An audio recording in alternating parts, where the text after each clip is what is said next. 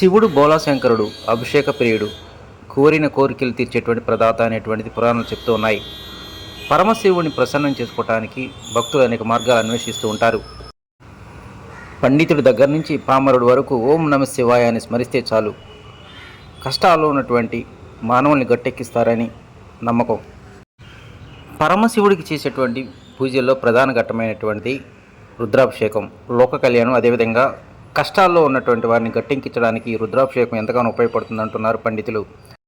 మంగళగిరిలో వినాయక చవితి నవరాత్రి ఉత్సవాలను పురస్కరించుకొని మెయిన్ బజార్లో ఏర్పాటు చేసినటువంటి ఈ వినాయక విగ్రహం వద్ద ఈరోజు సాయంత్రం ఎంతో పవిత్రమైనటువంటి రుద్రాభిషేకం నాగసాధువుల చేత జరిపించడం జరుగుతుందని నిర్వాహకులు తెలియజేశారు.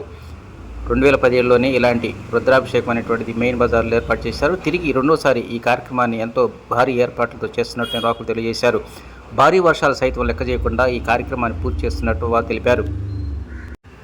కాశీ నుంచి వచ్చేటువంటి నాగసాధువులతోనే సరిగ్గా 6:45 నుంచి 7:45 వరకు కరెక్ట్గా గంట వరకు ఈ రుద్రాభిషేక కార్యక్రమం ఘనంగా నిర్వహించడానికి ఏర్పాట్లు చేస్తూ ఉన్నారు. మంగళగిరి ప్రాంత ప్రజానీకం ఎంతో పవిత్రమైన కార్యక్రమాన్ని వీక్షించడానికి అన్ని ఏర్పాట్లు చేసినట్టు వారు తెలిపారు. సాయంత్రం 6 గంటల తర్వాత మంగళగిరి మెయిన్ బజార్లో ఓం నమ శివాయ శంభో శంకర అనేటువంటి నామంతో ఆ ప్రాంతం మొత్తం మారుమోగుతున్నది.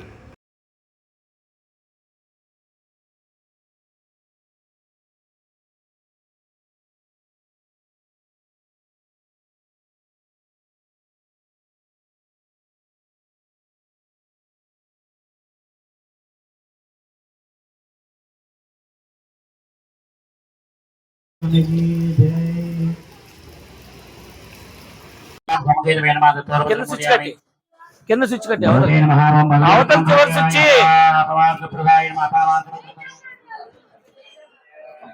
6:45 నిమిషాలకు స్టార్ట్ అవుతుంది. 7:45కి అయిపోతుంది. అవునండి, ఇది రెండోసారి చేసాం. 2017లో ఒకసారి చేసామండి, మళ్ళీ 2024లో ఒకసారి చేస్తున్నాం. ఇప్పుడు చేస్తున్నాం ఈ సంవత్సరం.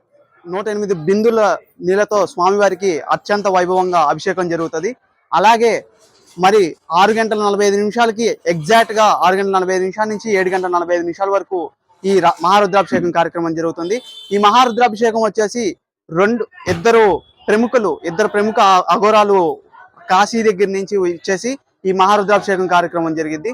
అలాగే రేపు బుధవారం మధ్యాహ్నం అన్నదానం కార్యక్రమం అత్యంత వైభవంగా ఒక 2500 మందికి అన్నదానం కార్యక్రమం జరుగుతుంది. కావున మంగళగిరి పరిసర ప్రాంతాల ప్రజలందరూ ఈ యొక్క మహారుద్రాభిషేక కార్యక్రమాన్ని అలాగే రేపు అన్నదానం కార్యక్రమాల్లో పాల్గొవాలని మనస్ఫూర్తిగా కోరుకుంటున్నాము.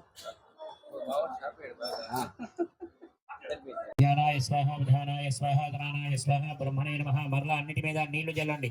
మధ్య సమర్పయామి, హస్తౌ ప్రక్షాళయామి, పాదౌ ప్రక్షాళయామి, ముఖే శుద్ధ ఆచమనీయం సమర్పయామి. దాని మీద కూడా జల్లారా. మధ్య